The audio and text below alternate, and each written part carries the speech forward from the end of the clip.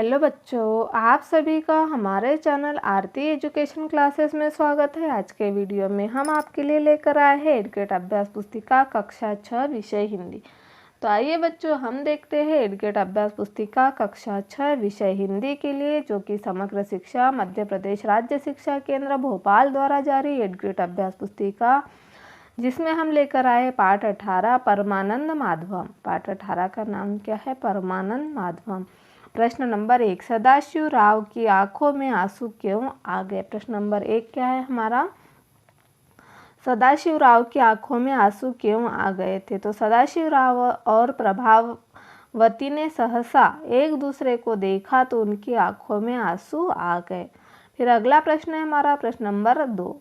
देखिए यहाँ प्रश्न नंबर 2 दिया हुआ है, निम्नलिखित शब्दों में से उपसर्ग अलग कर लिखिए। उपचार, तो इसमें उप धन चार, तो क्या हो जाएगा इसका उपचार? अनुभव, अनु धन भव, अनुभव। फिर हमारा अगला प्रश्न है, जर्जर कुटिया का दैदीप्यमान दीपक किसे कहा जाता है? जर्जर कुटिया का दैदीप्यमान दीपक किसे कहा जाता है? तो जर्जर कुटिया का दैदीप्यमान दीपक सदाशिव राव को कहा गया है। जर्जर कुटिया का दैदीप्यमान दीपक सदाशिव राव को कहा गया है। फिर अगला प्रश्न है हमारा प्रश्न नंबर 4, सदाशिव राव ने पुत्री को योग्य बनाने की क्यों ठाने? तो सदाशिव राव कुष्ठ रोगी को जिस कारण उन्हें लगता था कि उनकी बेटी की शादी कैसी होगी, इसीलिए उन्होंने पुत्री को पढ़ा लिखा कर योग्य बनाया। फिर अगला प्रश्न है प्रश्न नंबर 5, सदाशिव राव जैसे 4 अन्य समाज सेवी महापुरुषों का नाम लिखिए। तो सदाशिव राव जैसे 4 अन्य समाज से स्वामी विवेकानंद, बाबा साहब, महात्मा गांधी और मदर टेरेसा, यह क्या है हमारे सदाशिव राव जैसे अन्य 4 महापुरुषों के नाम हमने यहाँ लिख दिए हैं। फिर हमारा अगला प्रश्न है प्रश्न नंबर 6, सदाशिव राव कात्रे को परमानंद माधवम क्यों कहा जाने लगा?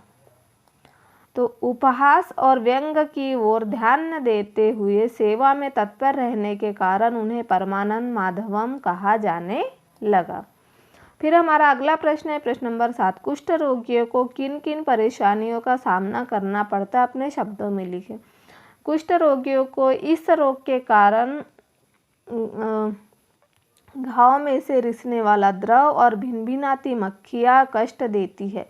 उन्हें लोगों द्वारा घृणा भी झेलनी पड़ती है। हाथ पैर गल जाते हैं। परिवार में भी उनके जलपान और रहने की व्यवस्था अलग कर दी जाती है। उनकी स्थिति अछूतों जैसी हो जाती है। तो इस तरह से हमने यहाँ प्रश्न नंबर 7 का उत्तर लिखा। अब हम अगले प्रश्न की ओर बढ़ते हैं। प्रश्न नंबर 8, मूल्यांकन 12, सदाशिव राव की मुस्कान और वाणी का प्रभाव क्या था? तो सदाशिव राव की मुस्कान और वाणी के कारण अनेक प्रतिष्ठित लोग सेवा कार्य के लिए प्रेरित थे। जो सदाशिव राव है कि मुस्कान और वाणी के कारण अनेक प्रतिष्ठित लोग सेवा कार्य के लिए प्रेरित थे। फिर अगला, निम्नलिखित शब्दों को जोड़कर नवीन शब्द बनाए। देह धन अवासन, देहावसान, विवाह उपरांत, विवाहोपरांत, अल्पधन आयु, अल्पायु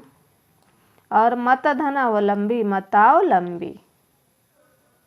फिर हम अगले प्रश्न की ओर बढ़ते हैं। प्रश्न नंबर 10, कुष्ठ रोगियों के प्रति सदाशिव राव द्वारा किए गए कार्यों का वर्णन कीजिए।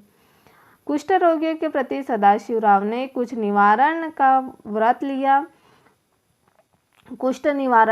लिया। मध्य प्रदेश के तत्कालीन राज्यपाल से मुलाकात कर कुष्ठ रोगियों की चिकित्सा और आवास के लिए स्थान प्राप्त करने का प्रयास शुरू कर दिया। उनके लिए भोजन व चिकित्सा की व्यवस्था भी की गई। इस तरह से हमने यहाँ प्रश्न नंबर 10 को पूर्ण किया।